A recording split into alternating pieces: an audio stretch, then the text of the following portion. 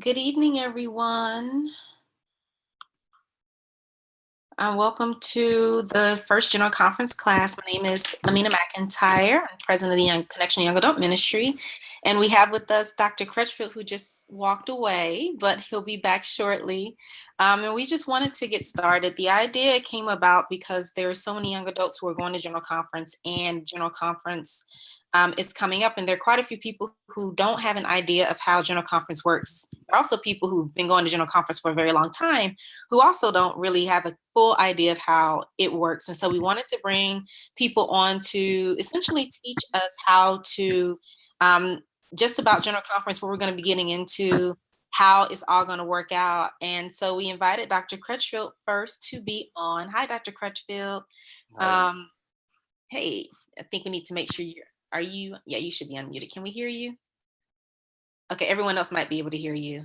But we are trying to we're just going to have him talk a little bit about general conference itself, talk to us a little bit about just kind of the process, what we're going to be embarking upon for just as an introduction of general conference. So if you have any questions, if you're in the Zoom or on the Facebook live, on the Facebook or on YouTube, just write questions in the comments in the Q&A, and we'll make sure to get them to Dr. Crutchfield so that he can answer them. So without any further ado, Dr. Crutchfield.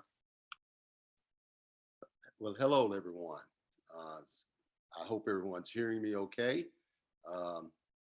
I'm welcome, and let me first of all just say thank you to Reverend Amina McIntyre and the executive board of the Connection Young Adult Ministry for this very innovative way of trying to present a class and understanding about the General Conference.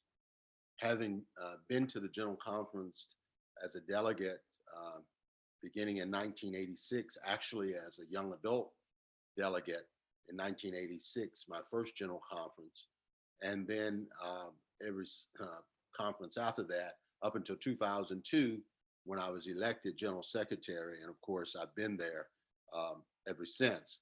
But let me just sort of give you some general information about the General Conference and some things to expect. First of all, I think it's important and that I say to us that the General Conference, the delegates are represented equally, lay and clergy. And across regions and during annual conferences last year, delegates were elected based on an equal number of clergy and lay. Based on the membership of a conference, the number for each region was chosen, and that's how many people were elected, along with some alternates to go along with that. The General Conference is composed of those delegates who are the most important people at the conference, because the General Conference is the legislative body of the CME Church. And because it is the legislative body of the church, all of the rules and regulations, all of the things that go in the discipline that gives us guidance throughout the next 4 years, particularly, and all of those become what we operate on. And then every 4 years, there's an opportunity to look at those rules and those regulations. And if we decide, if someone decides, no matter who they are, that they might want to make a change to that, that's where resolutions come. And the resolution process takes place when a person or persons decides they want to write a resolution. They send it to the particular representative in their annual conference, who then gets it to whoever's been designated as the person who will do all of the things through the process, through the resolution committee, to make sure that it gets into the resolution book.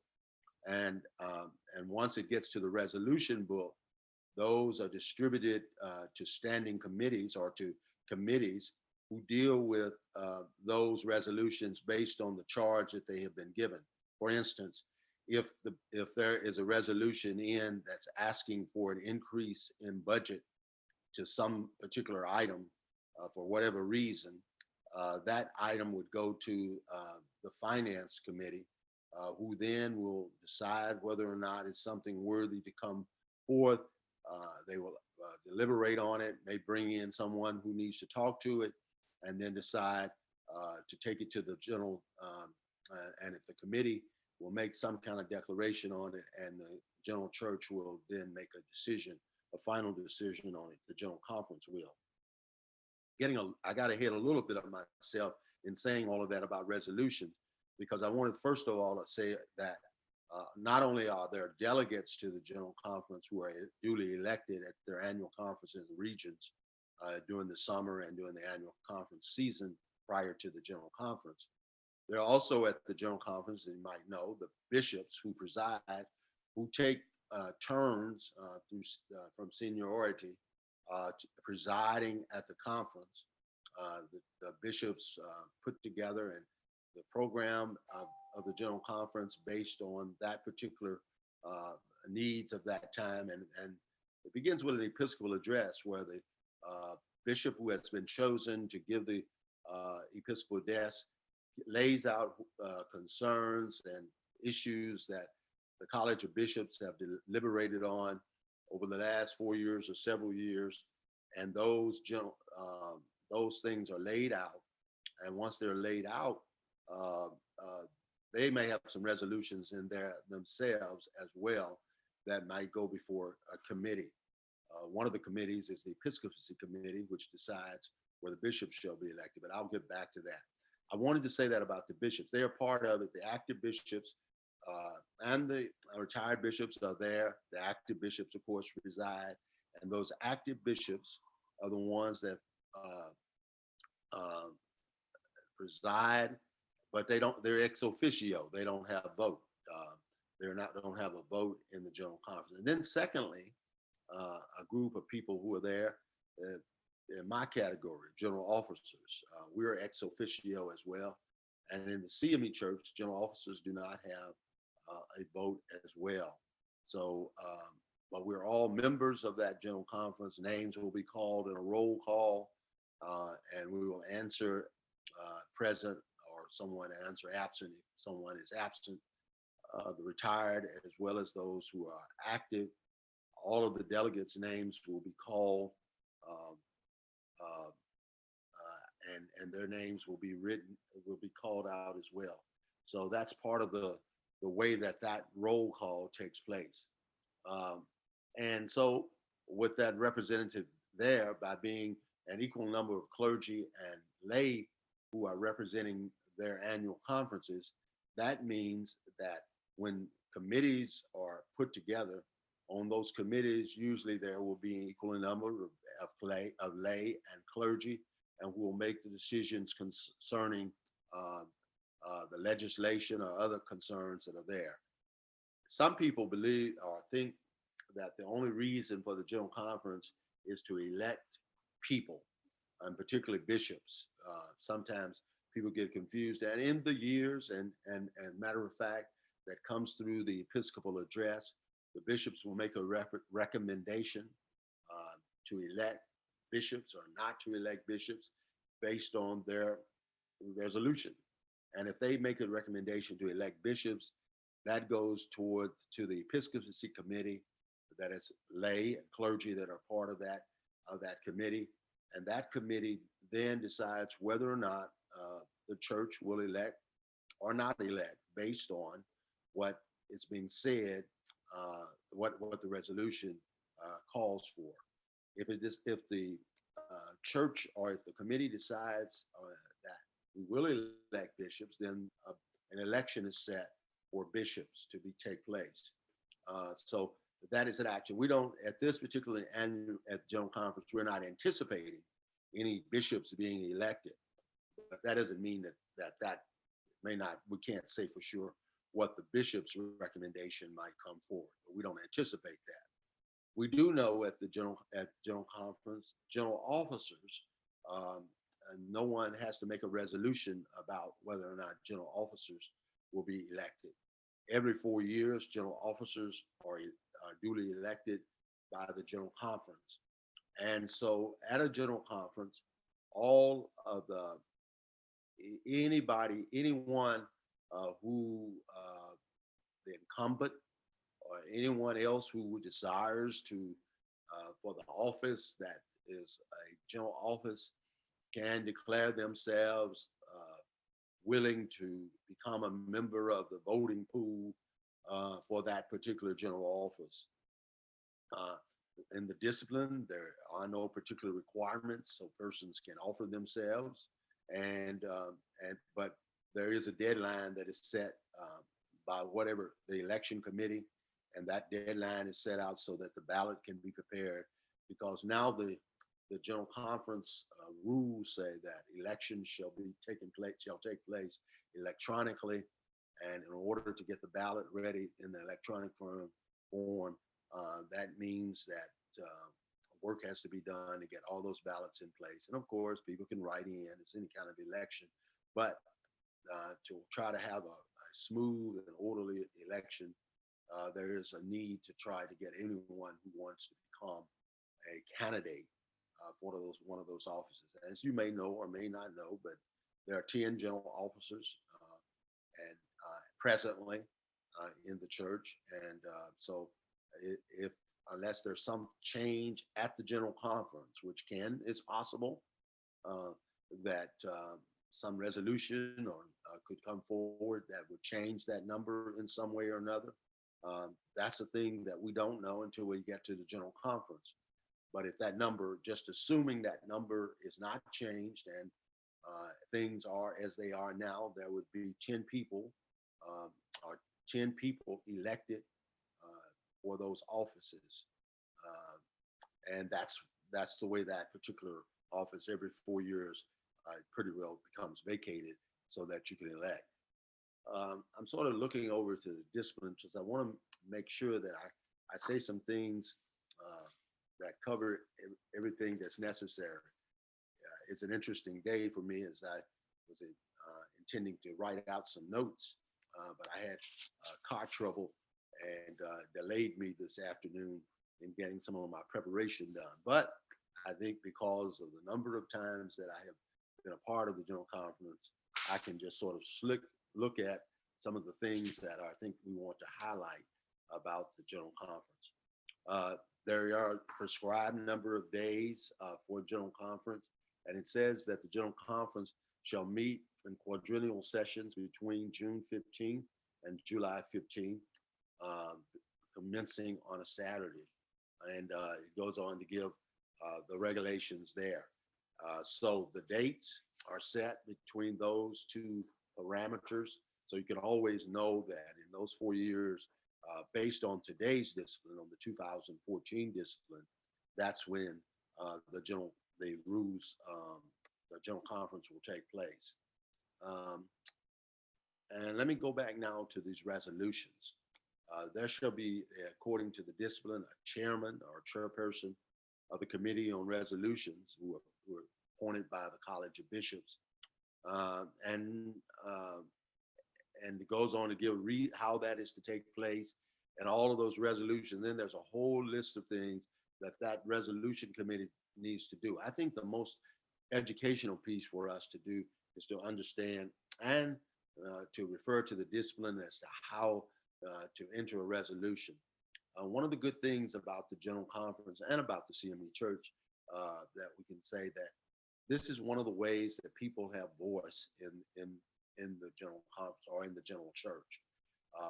If something's not working for us, some concern we have, we ought to do in a very deliberate and a very clear fashion, write a resolution and follow the procedures that are outlined in the discipline, or consult our bishop, our Episcopal leader to make sure that we submit them right. And I say this to particularly those who are young adults.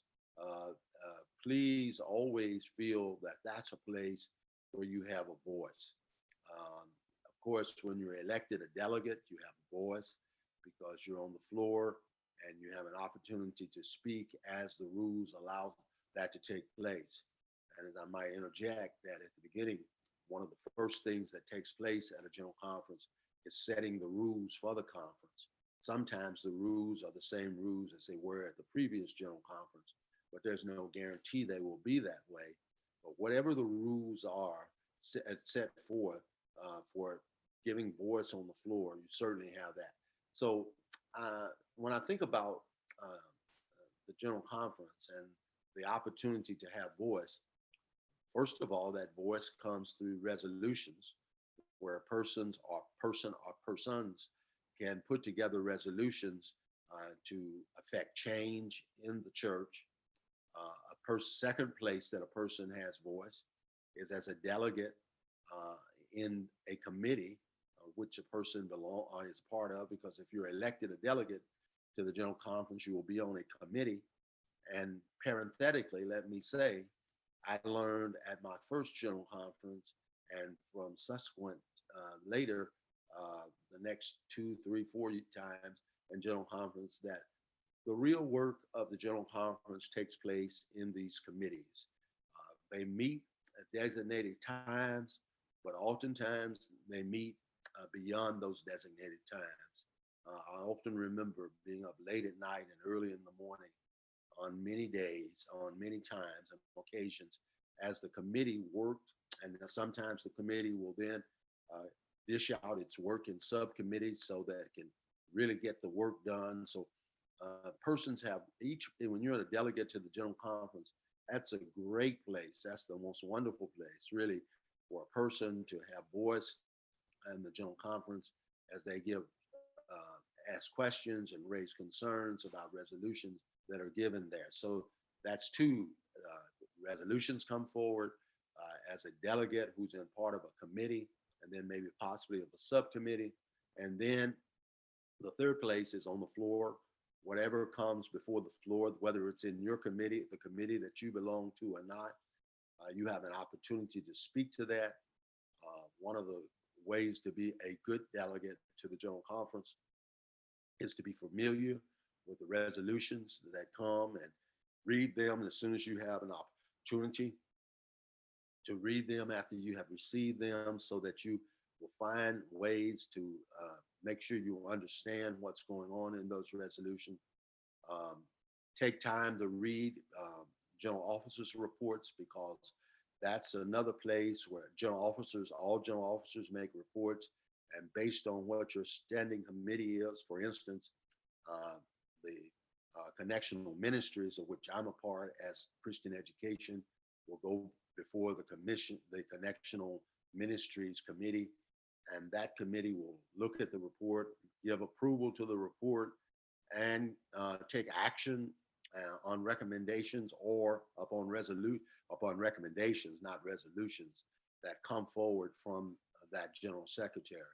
So a person has an opportunity to spend time with those, and so when you receive those, and these days so many things are being received electronically, take it very seriously if you're a delegate to spend time with the documents that you receive, and know that those days that you are at the General Conference, those are working days. There are not very many relaxing days or time. I know relaxing days at all, and not a lot of relaxing time in general, because there's much work to do in between working through the legislation. There are investitures, because this is also a place where the Judicial Council is elected through the disciplinary process.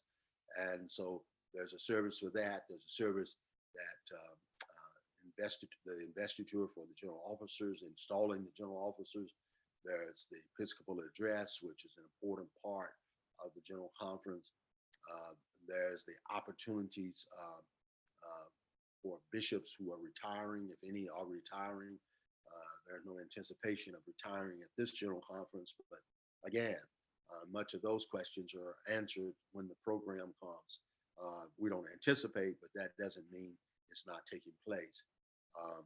So all of those services take place, and then the sense of other programs that are outlined as well. I'm sure I've missed one or two in the process, but it's a time when I'm trying to really communicate that these days at the General Conference are filled with all kind of activities going on, and all of them about the business of trying to move the church forward in this time in which we have. I think I'm going to sort of slow it down and stop there and see if questions have come forth in any place. I've spoken about 20 minutes or so, 20, 25 minutes. And I, of course, can continue to talk and maybe just a couple of more things to say. But after I say those things, if there are questions, I'm certainly open to hearing them. Uh, well, let me also add the work of the secretary and the secretary's assistants becomes extremely important to the General Conference because it is out of that secretary reports, those secretary reports, and what the secretary reports. That's how new discipline comes. Then there's a committee that it's put together, who comes together to look and peruse and go through and check and work to make the change where the changes have taken place and incorporate them into a new discipline. So there's a lot of work going on in that secretary. I served in that secretary pool for about 2 quadrenniums, and believe me, that's a tremendous amount of work that goes in that position. And then there are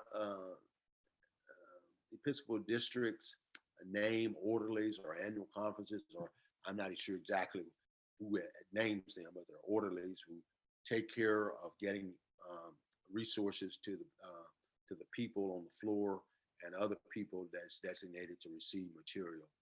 So there's a lot of things going on at the General Conference. It's a big operation, many people involved, but most importantly at the General Conference are those who have been duly elected at their annual conferences as delegates to the General Conference, because the job of those delegates is to set forth and to give the legislation for CME Church, to vote upon new or upon incumbent people to become leaders, the leadership in the CME Church. So all of that becomes extremely important. And then, of course, the general officers who make their reports at this meeting as well. The bishops make their reports. And let me just add this, and I think this might be a sort of a concluding statement, is that each bishop, each active bishop makes a quadrennial report, because every one of the good things, and I say this about CME Church, is that the CME Church is a church of accountability. And the place where accountability takes place for the bishops, for the Episcopal leaders, is at the General Conference. Their reports are looked at by the Episcopal committees, and that committee is looking at their administration, looking at their reports, looking at their recommendations, looking at all of that, and then we'll give voice to those particular reports, whether or not they are approved or not, or if there's some concern about that. And in that regard, just like at annual conferences, pastors have to have their character passed. Well, bishops also have to have theirs passed. And this is part of the accountability of the CME Church. So all of this detailed and very laid out work is important to the operation and the moving forward of the Christian Methodist Episcopal Church. Thank you very much. I've spoken for 26 minutes. I've looked at it, and I think I'm going to stop here and see and pause and see if there are any questions that I might need to address. Thank you.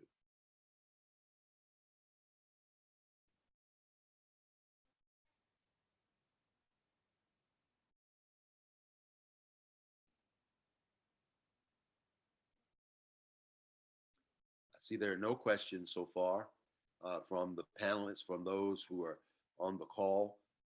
Let me just say lastly, and I see this is probably being recorded, and I do again just really applaud the Connectional Young Adult Ministry Executive Board for this innovative way of presenting the General Conference, and I think this will just grow as time goes forward, as people get used to this format of learning from the General Conference.